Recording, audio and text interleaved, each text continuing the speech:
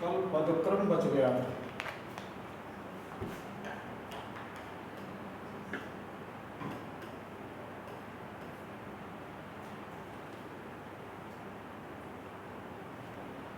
वाक्य में जब हम शब्दों का प्रयोग करते हैं तो जो वाक्य में प्रयुक्त शब्द होते हैं वो पद कहे जाते हैं, और वाक्य में पदों का एक निश्चित क्रम होता है।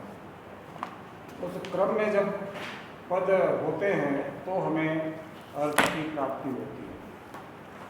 अब सामान्य तौर पर जो पदों का क्रम होता है कल हमने बताया था, लेकिन इस सिलसिले में फिर बताना पड़ेगा। कर्ता, कर्म और क्रिया, ये हिंदी का प्रावधान है, और इसके विपरीत अंग्रेजी में सब्जेक्ट, धन वर्ब, धन ऑब्जेक्ट होता है। संस्कृत में ऐसा कुछ नहीं। कम से कम 3 भाषाओं के बारे में हम थोड़ा बहुत जानते हैं। तो हिंदी में राम आम खाता है,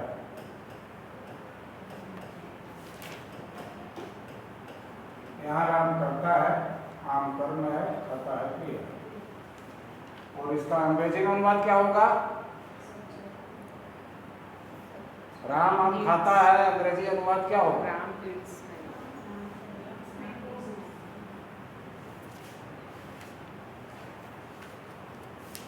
राम eats mango। अब संस्कृत में इसका क्या होगा अनुवाद?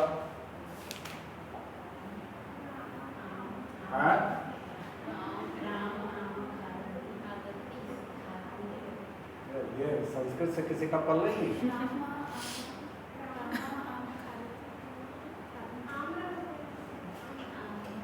रामः आम्रम खादति। अब इसको आप ऐसे लिखिए, चाहे आम्रम रामः खादति लिखिए, चाहे खादति रामः आम्रम लिखिए, इसके अर्थ में कोई फर्क नहीं पड़ता। क्यों? इसलिए कि संस्कृत संयोगात्मक भाषा है और हिंदी वियोगात्मक भाषा है। अब संयोगात्मक भाषा और वियोगात्मक भाषा यहाँ पर तो केवल एक जगह से स्पष्ट हो सकता है, खादति से। खादति में खाता और है, ये दोनों जो है समाहित है। ठीक है? खादति का मतलब ही खाता है, तो है यहाँ पर अलग है। हिंदी में आकर खाता है दोनों अलग अलग हो जाते हैं, तो ये वियोगात्मक भाषा है और ये संयोगात्मक भाषा। समझ में आई बात? वियोगात्मक भाषा और संयोगात्मक भाषा। अब यहाँ पर रामा कर्ता की जगह है, ये कर्म की जगह है, तो राम ने आम को खाया, अगर आप ऐसा करते हैं तो फिर रामः आम्रम क्या होगा? अखादत। ये भूतकाल में होगा। रामः आम्रम अखादत। अब राम ने इसी में समाहित है, आम्रम आम को इसी में समाहित है, अखादत मतलब खाया। तो इस तरह से संस्कृत जो है वो संयोगात्मक भाषा है और यह वियोगात्मक भाषा है। तो संयोगात्मक भाषा में आप चाहे पहले कर्ता लिखें, चाहे पहले क्रिया लिखें, वहां अर्थ में फर्क नहीं पड़ता है। लेकिन वियोगात्मक भाषा में अगर ऐसा करते हैं तो अर्थ में फर्क पड़ता है। ये सामान्य तौर से पदों का क्रम होता है। अब अगर वाक्य में संबोधन कारक है, संबोधन कारक में क्या होता है? हर्ष, शोक, ये सब व्यक्त किए जाते हैं। तो अगर ऐसा होता है तो संबोधन कारक सबसे पहले आता है। जैसे श्याम मेरी बात सुनो,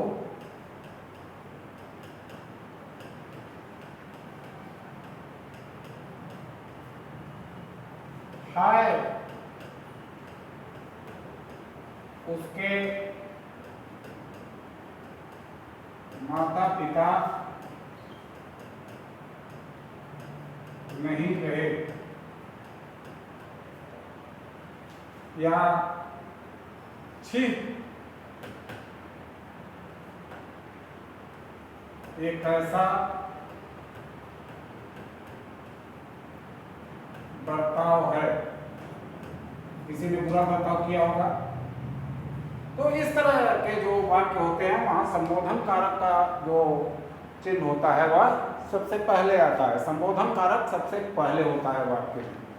इसके बाद आपने देखा कि यहाँ पर कर्म है, ये कर्ता है। कर्ता और कर्म के बीच में बाकी सभी कारक आते हैं उल्टे होकर। कौन कौन से कारक होते हैं? कर्ता, कर्म, करण, संप्रदान, अपादान, अधिकरण,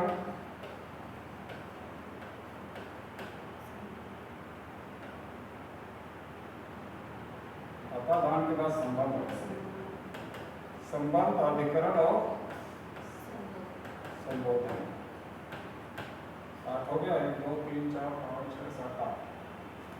अब यहां संबोधन के बाद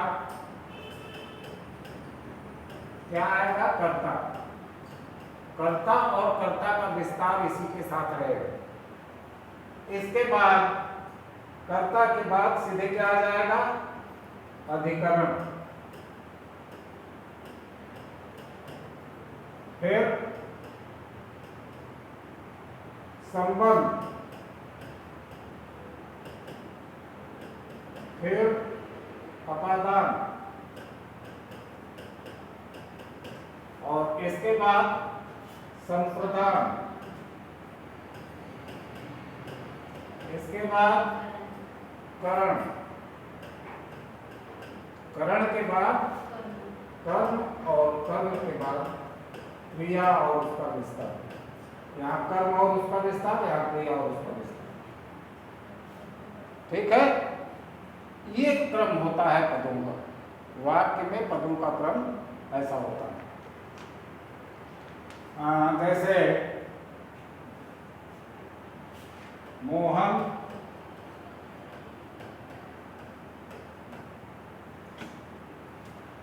खेत में अपने परिवार के लिए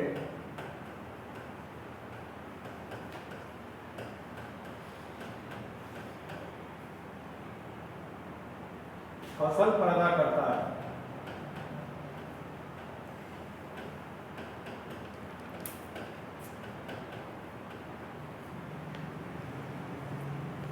इसमें सारे कारक नहीं आए होंगे। मोहन करता है, स्पष्ट है। खेत में अधिकरण है। अपने ये सर्वनाम है। परिवार के लिए कौन सा है? संप्रदान है। फसल कर्म है, पैदा करता है क्रिया। ठीक है, इसी क्रम में रहेगा। अगर बीच में करण आता है, जैसे हल चलाकर, अगर करण आ गया हल चलाकर, फसल पैदा करता है। तो करण ये साधन है, करण कारक का, और ये यहाँ पर आ जाएगा। तो इस तरह से जो पदों का क्रम होता है वाक्य में, यही होता है। अगर ये सभी है तो इसी क्रम में होंगे। ठीक है। अब द्विकर्मक क्रिया, ऐसी क्रिया जिसमें दो कर्म हों, तब क्या होता है? दो कर्म जब होते हैं तो गौण कर्म पहले होता है और मुख्य कर्म बाद में होता है। और हमने कल बताया था कि गौण कर्म के पहले परसर्ग लगा होता है। जैसे मोहन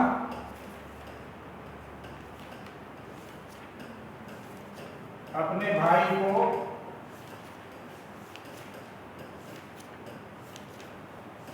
हिंदी पढ़ाता है।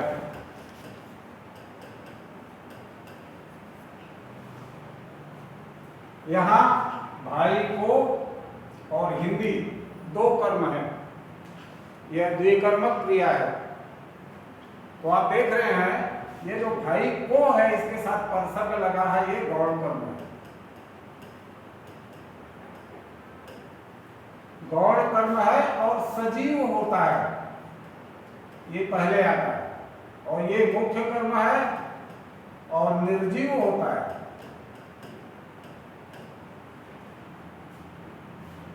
तो मोहन अपने भाई को हिंदी पढ़ाता है, अगर द्विकर्मक क्रिया है तो मुख्य कर्म पहले और गौण कर्म बाद में आता है। गौण कर्म पहले, मुख्य कर्म बाद में आता है।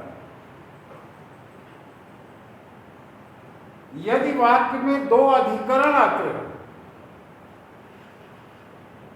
तो कालवाचक अधिकरण पहले होता है और स्थानवाचक अधिकरण बाद में होता है। जैसे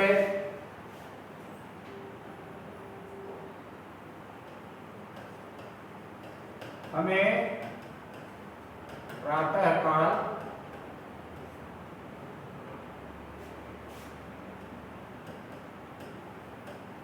बगीचे में घूमना चाहिए।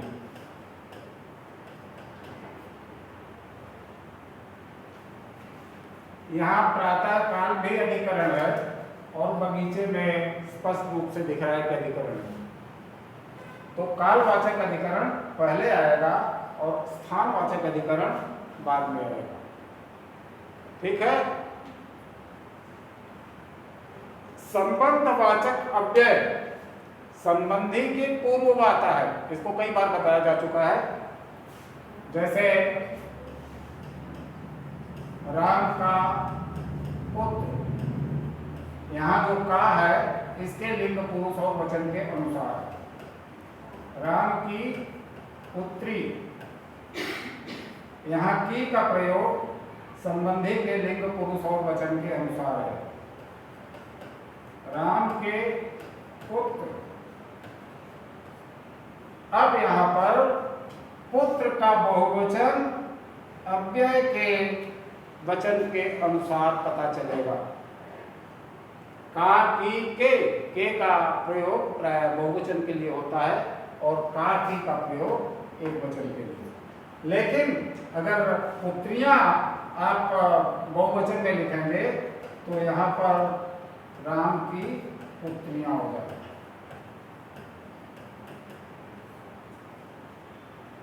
तो व्याकरण में बहुत सारी चीजें ऐसी हैं जिनको आप अभ्यास से ही सीख सकते हैं। बार बार अभ्यास करना पड़ता है और निरंतर पठन पाठन और अभ्यास से बहुत सारी चीजें अपने आप दुरुस्त हो जाती हैं। समुच्चय बोधक शब्द यानी जो दो वाक्यों को आपस में जोड़ते हैं या दो शब्दों को आपस में जोड़ते हैं, वो दोनों के मध्य में होते हैं। जैसे राम और श्याम, राम पढ़ता है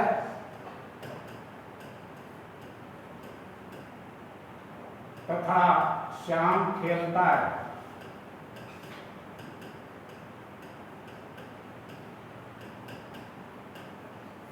इसी तरह से पाप या पुण्य, तो और तथा किंतु परंतु या अथवा, ये सब जितने अव्यय हैं जहां दो को जोड़ते हैं या दो में अलगाव प्रकट करते हैं वो दोनों के बीच में आते हैं। ठीक है, समझ में आ रही बात। और अगला है जिसको शायद आप जानते हैं कि नहीं जानते हैं, निपात। नहीं, जिन शब्दों पर बल देना होता है निपात का प्रयोग उसके बाद होता है। जैसे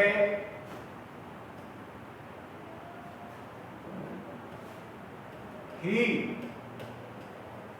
भी, ये दो निपात है ना, न भी निपात है। तो इसका प्रयोग कैसे करते हैं? जैसे देखिए, निपात किस तरह से अर्थ बदल देता है। राम रोटी ही खाता है।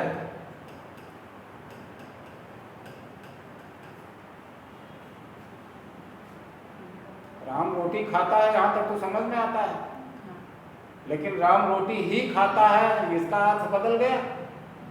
क्या अर्थ निकल रहा है? रोटी के अलावा और कुछ नहीं खाता, चावल नहीं लेता वो। अब राम रोटी भी खाता है, इसका क्या अर्थ निकल रहा है?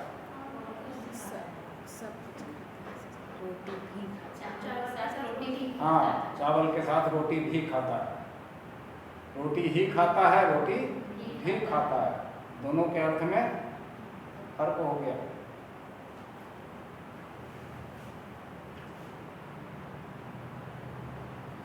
आप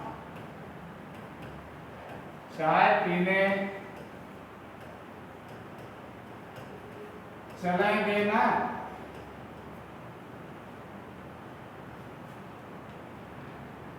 यहां चलने पर बल दिया जा रहा है। आप मेरे साथ चाय पीने चलेंगे कि नहीं चलेंगे? तो निपात और भी होते हैं, अब इस समय पूरी सूची मेरे दिमाग में नहीं है, लेकिन निपातों का प्रयोग वही होता है जहां पर जिस शब्द पर बल देना होता है उसके बाद निपात का प्रयोग किया जाता है। ठीक है, तो ये हमको पदक्रम में आपको इतना बताना था। और पदक्रम में मेरा अंदाज है और कुछ छूट तो नहीं रहा है। यार व्याकरण बहुत बहुत बड़ा है, कुछ छूट भी रहा होगा तो नहीं कर सकते। इसकी गहराई को नापा नहीं जा सकता। अब आपके कोर्स में है मुहावरे और लोकोक्तियां। अब इसमें क्या पढ़ाना है? मुहावरे और लोकोक्तियों में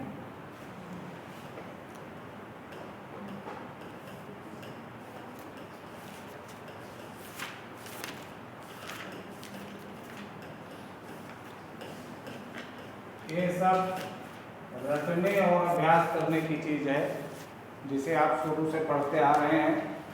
और ऐसा नहीं है कि क्लास में पढ़ने के बाद आप सारे मुहावरों को जान जाएंगे या सारी कहावतों को जान जाएंगे। अब इसमें पहली बात तो ये कि मुहावरा जो है वो अरबी भाषा का शब्द है। पूछा जाता है ये सवाल कि मुहावरा किस भाषा का शब्द है। मुहावरा एक विलक्षण अर्थ देता है, उसका शाब्दिक अर्थ नहीं होता, वह अपने से अलग हटकर विलक्षण अर्थ देता है। अब मुहावरा और लोकोक्ति में अंतर क्या है? मुहावरा एक वाक्यांश है, जबकि कहावत जो है एक पूरा पूरा वाक्य है। मुहावरे का प्रयोग स्वतंत्र रूप से नहीं किया जा सकता, उसका प्रयोग किसी वाक्य में ही होता है, लेकिन लोकोक्ति का प्रयोग स्वतंत्र रूप से होता है। मुहावरे का उद्देश्य होता है भाषा में चमत्कार पैदा करना, सौंदर्य उत्पन्न करना। और कहावतें जो है वो किसी बात को प्रमाणित करती हैं। जब कोई कहावत कही जाती है तो अपने कथन के संदर्भ में या उसके प्रमाण के रूप में कहावत को उद्धृत करता है व्यक्ति, अपनी बात को बल देने के लिए। मुहावरा जो है ये साहित्यकारों के प्रयोग की विषय वस्तु है, लेकिन लोकोक्ति जो है चूंकि लोक में प्रचलित होती है, इसलिए लोक व्यवहार में लोग इसका प्रयोग करते हैं, आम आदमी के प्रयोग की विषय वस्तु है। तो ये मुहावरा और लोकोक्ति का अंतर है। कई बार मुहावरे और लोकोक्ति का अंतर पूछ देते हैं और वो कैसा प्रश्न पूछेंगे, इसमें ऐसा नहीं हो, बोले मुहावरे और लोकोक्ति का अंतर कौन सा नहीं है, 3 तो दे देंगे और चौथा होगा जो नहीं होगा। क्योंकि अगर है पूछेंगे तो उनके पास नहीं है कि विकल्प में ज़्यादा प्रश्न नहीं मिलेंगे, या हो सकता है ढूंढ मिले, आजकल मुश्किल कुछ भी नहीं। तो कुछ मुहावरे और लोकोक्तियां मैं आपसे पूछ रहा हूं, देखता हूं कितना आप लोग बता पाते हैं। अंधे को दिया दिखाना है, जोर से बोलो। नहीं, अंधे को दिया दिखाना व्यर्थ का काम करना। अंधे को दिया दिखाओगे तो क्या देखेगा वो?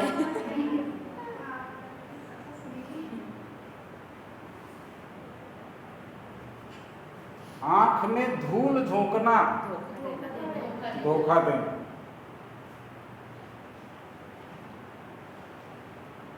नाकों चने चबवाना,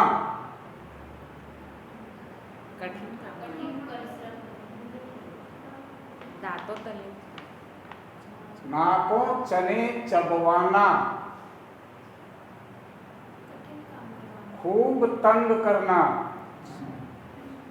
किसी को तंग करते हैं तो नाकों चने चबवा रहे हैं या फिर छाती पर मूंग दल रहे हैं। कई बार मुहावरे का अर्थ मुहावरे में ही देता है और फिर आपको बताना होगा कि कौन सा उसके करीब अर्थ देता है। नाक का बाल होना,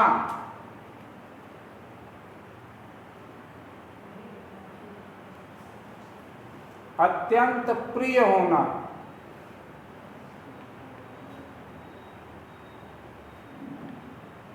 मुंह छिपाना, लज्जित होना। सही है। कान भरना है, चुगली करना।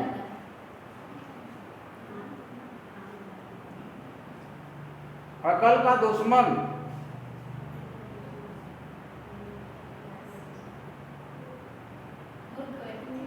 महामूर्ख। अकल का दुश्मन मतलब महामूर्ख। दांत गिनना,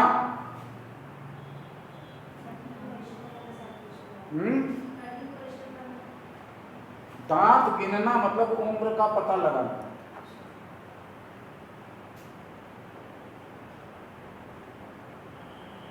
पहले तो लोग बैल खरीदते थे तो पूछते थे कितने दांत का है, इससे उनको पता लगता था कि कितने उम्र का है। हाथ मलना, ये तो मालूम होना चाहिए। पछतावा, पछताना।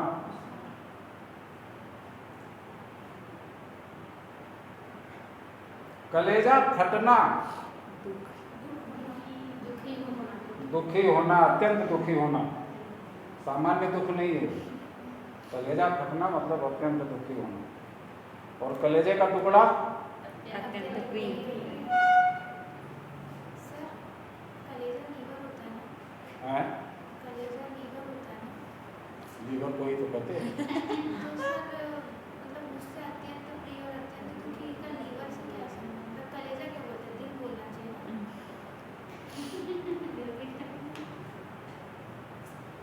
अब ये तो विज्ञान वालों से पूछो, लेकिन हिंदी में तो ऐसा ही है। कलेजा फटना मतलब अत्यंत दुखी होना, कलेजे का टुकड़ा होना, अत्यंत प्रिय होना। अब जो मुहावरे हैं, जो अर्थ प्रचलन में है, उसको तो नहीं बदला जा सकता। अब वो साइंस किसको कलेजा कहता है, किसको दिल कहता है, वो अलग विषय वस्तु है।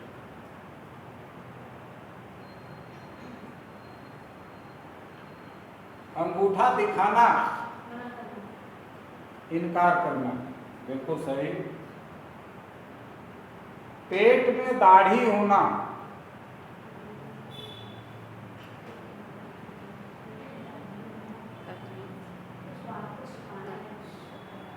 नहीं। तकलीफ, कम अवस्था में ज्यादा अनुभवी होना,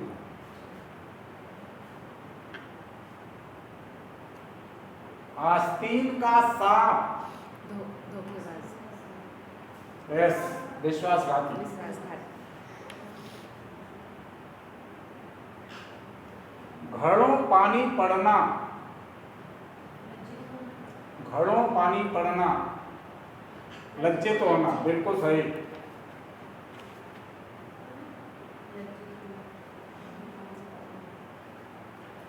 जिसके पास लोई उसका सब कोई, ये कहावत है। जिसके पास लोई उसका सब कोई, जिसके पास पावर है उसके पास सब, करीब करीब सही। जिसकी लाठी उसकी भैंस। धनी व्यक्ति का सब साथ देते हैं। हाँ। न उधो का लेना न माधो का देना, ये भी लोकोक्ति है।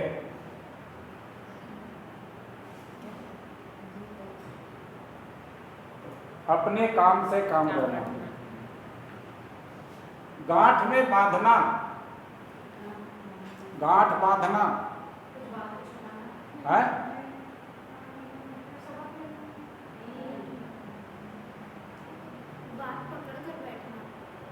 ऐसा भी नहीं। जिद, जिद, गांठ बांधना, किसी चीज को अच्छी तरह से याद रखना। जब कोई कुछ कहता है तो ये कहता है कि इसको गांठ बांध के रख लेना। जब ये व्हाट्सएप, मोबाइल, ये सब जमाना नहीं था, लोग कम पढ़े लिखे थे, तो किसी चीज को याद रखने के लिए पुरुष होता था तो अपने अंगूठे में गांठ बांधता था और स्त्री अपने आंचल में गांठ बांध लेती थी, ताकि जब उस गांठ को देखे तो उसे पता चल जाए कि इसके संदर्भ में क्या बात कही गई थी। तो उसको गांठ बांध लेना मतलब अच्छी तरह से याद रखना।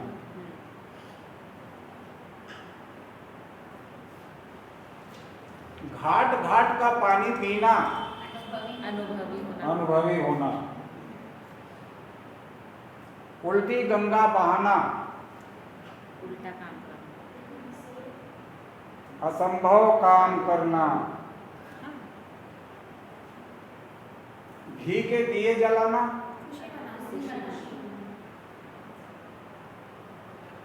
चिकना घड़ा होना, सही है। निर्लज होना, बेशरम होना।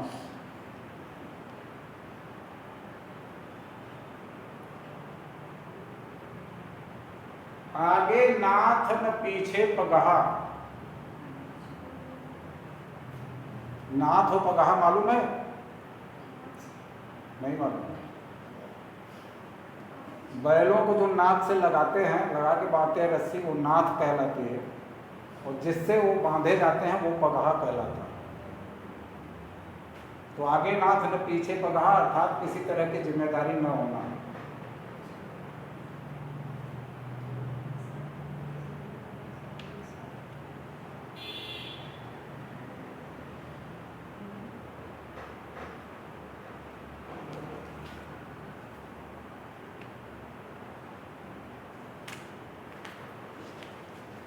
सर इसमें 4 का क्वेश्चन है, बोलूं? रुक जाओ, इसको निपटा लेने दो। यस। अंक भरना,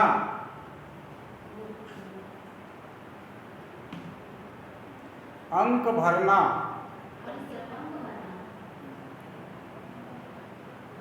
पूरा करना, काम पूरा करना,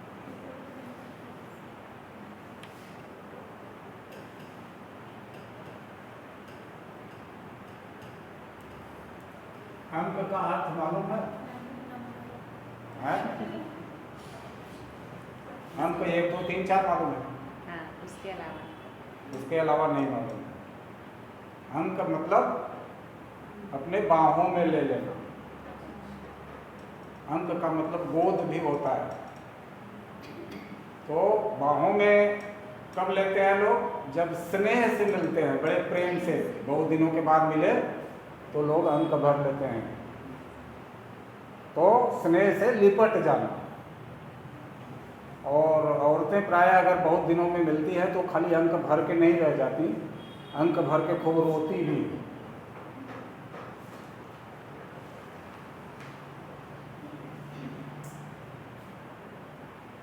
अंधे की लकड़ी ये तो मालूम होगा। एक मात्र समास।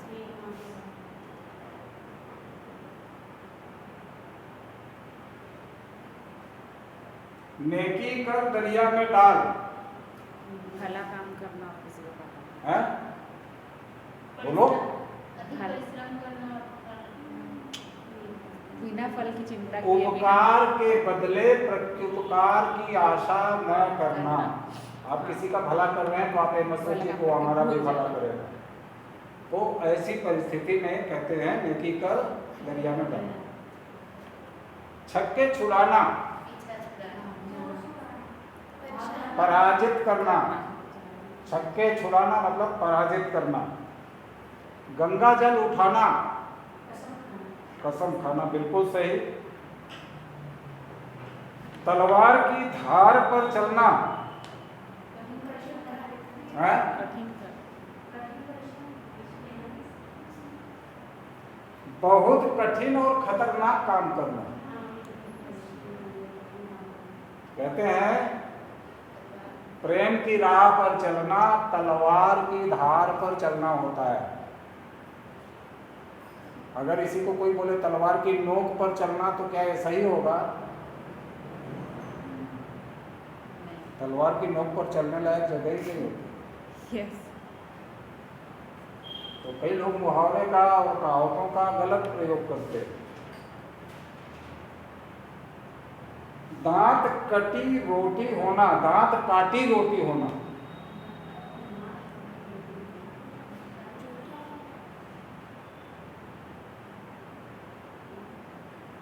तुम दोनों सहेली हो, तो दांत काटी रोटी तुम दोनों के बीच चलती है। चुगली करना। सच्ची मित्रता होना। दांत काटी रोटी होना मतलब सच्ची मित्रता। बाकी भले भूल जाओगे, ये मुहावरा नहीं भूले। जहर का घूंट पीना, किसी की बुरी बात। जहर का घूंट पीना। क्या जी?